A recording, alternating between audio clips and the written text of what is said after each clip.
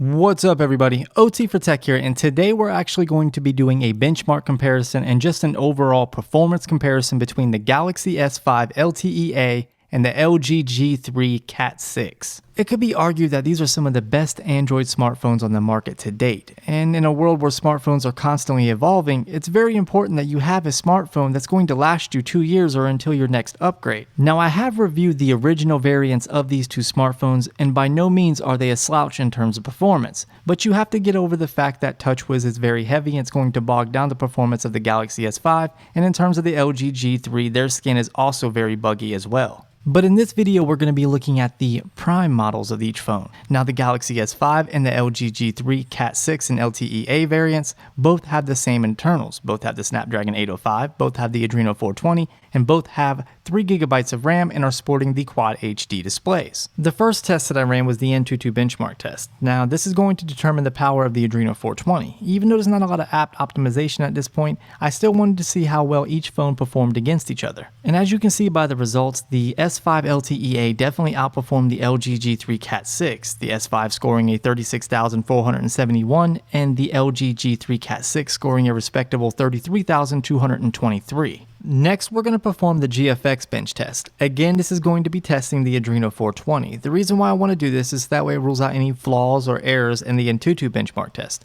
Plus, the GFX Bench test is always one of my favorites in terms of frame rates and just graphic testing in general. In terms of results, well, it was the same as the Antutu Benchmark test. The S5 LTE-A outperformed the G3 Cat 6 in almost every single test. And if you take a look here, the Manhattan, the S5 LTE-A scored a 507, while the G3 Cat 6 scored a 450. And you can take a look for yourself and the pattern just continues. And if we go into the low level testing, you can see the S5 LTE-A continues to dominate the G3 Cat 6 in those tests as well. Now, this could be due to the fact that the S5 only has to power a 5.1 inch display while the G3 has to power a 5.5 inch display, but I'm not for sure on that. All I know is at this point the 420 seems to run better on the S5 LTE-A than it does on the G3 Cat 6. So to test the power of the Snapdragon 805 on each of these phones, we're going to use Qualcomm's own benchmark testing app at first. And as you can see here, the results are as followed. The S5 LTE-A coming in at a 1739 versus the G3 Cat 6's 1722.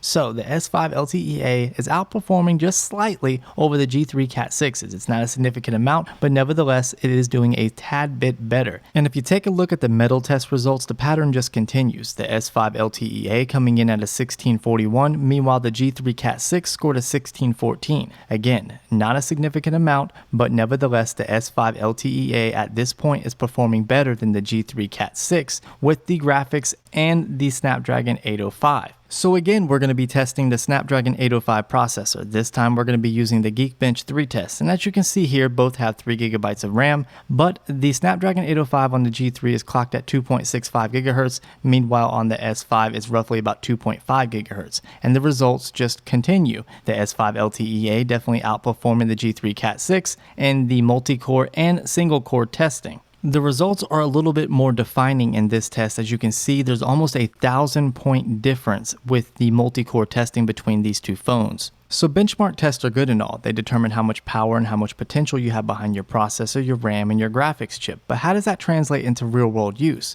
Well, in my next test, I'm going to open several apps side by side and we're going to see which phone opens them first. That'll give you an idea how this is going to translate into daily use. To make this test as fair as possible, as you can see, I have my app switcher up and I closed all my background apps to free up as much RAM as possible. Now, the first app that we're going to open at the same time is going to be the YouTube app. It's important to note that both of these phones are on the same Wi-Fi network and both of these phones are the same distance away from the router itself. If you watch the clip slowly, you'll see that both phones open the YouTube app nearly at the same exact time. Now with this next app, the only reason why I left it in the video is because I thought it was a bit weird. The Galaxy S5 LTE-A and the G3 Cat 6 are running the same specs as far as internals, but yet the S5 LTE-A refuses to open Dead Trigger 2, and this isn't the first time that I've had this problem with this phone. It was just a bit surprising. Next, we're going to open Injustice. This is another game that I know that is heavy on graphics, and as you can see right off the bat, the G3 Cat 6 is a little bit ahead of the LTE-A, but it's about to change. I'm just going to go ahead and fast forward the clip because it's a bunch of information regarding the makers of the game and just credits and things like that, but the important part is right here. You can see the S5 LTE-A caught up to the G3 Cat 6 and it's running nearly at the same exact time.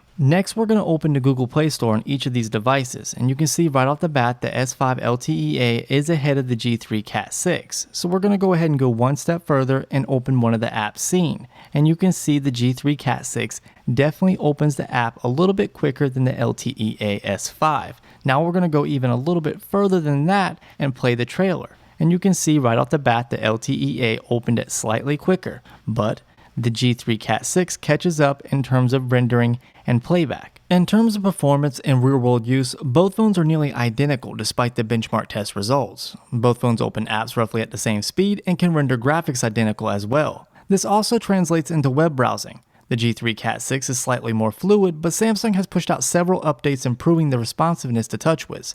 In any case, you should not be disappointed with either of these devices, no matter the route that you go. Well guys, I hope you liked this video. If you did, don't forget to hit that thumbs up button. It really helps out the channel. And don't forget to subscribe so you don't miss any of my new content. And while you're at it, why don't you check out some of my older videos? You might like what you see. Follow me on all my social media networks to have a more one-on-one based chat with me. And don't forget to leave a comment below and let me know what you thought. Of course, as always guys, thank you for watching and all your support, and I'll see you in the next one.